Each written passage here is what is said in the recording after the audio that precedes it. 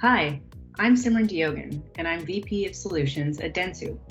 In today's Ask and Answer series, we're going to talk about creative disruption in commerce. Here are the top questions that clients often ask us.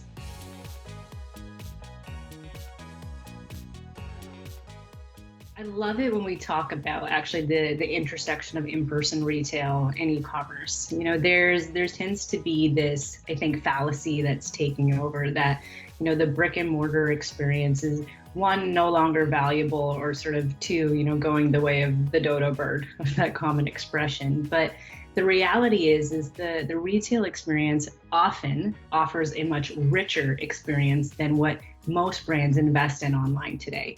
And that's to say it's more sensory. You get to be in a physical space, touch, feel, try on, depending on the product, interact with customer service in real time.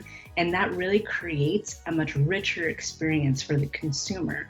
So when we think about the interplay or the ways in which physical retail can positively impact and influence online, we should really think about the aspects of sensory marketing that happen in the physical world that we can start to translate into the digital world.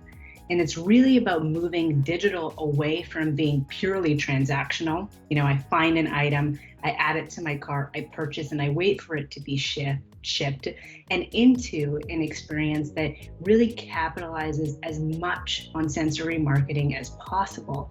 And when those two universes of physical and online start to work together in concert for a brand, it creates this, I think, beautiful unification from a customer experience standpoint, where there might be nuances and differences depending on the channel, digital versus in retail, but really it's the brand experience that shines through that consumer is going to carry with them and hopefully becomes a key contributor to whether or not they become loyal towards your brand over time.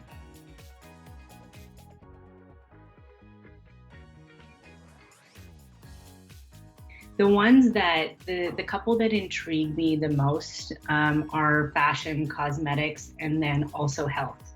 And the reason I say that is because typically these are experiences that are best had in person, which is to say they tend to need a higher level of touch from a service level perspective. They also all tend to have a very broad category definition. There's a number of different subcategories and products that fit inside of each. And I think each have a lot of runway left in terms of how they evolve in their online shopping experiences. I really believe we're just at the cusp of seeing how fashion, cosmetics, and health start to disrupt the ways in which people are not only buying, but also searching for, discovering, and engaging with different products.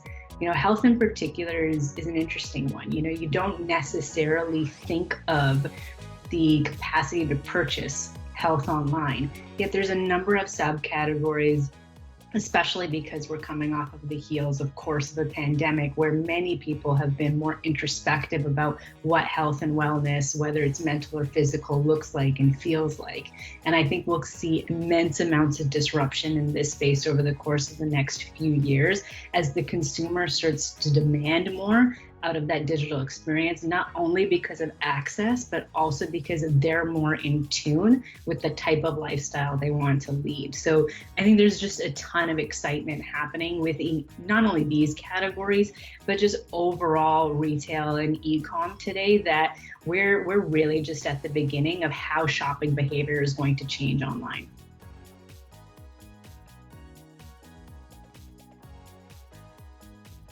Thanks for tuning in. Have a question about the future of commerce? Drop them in the comments below for a feature in the next episode.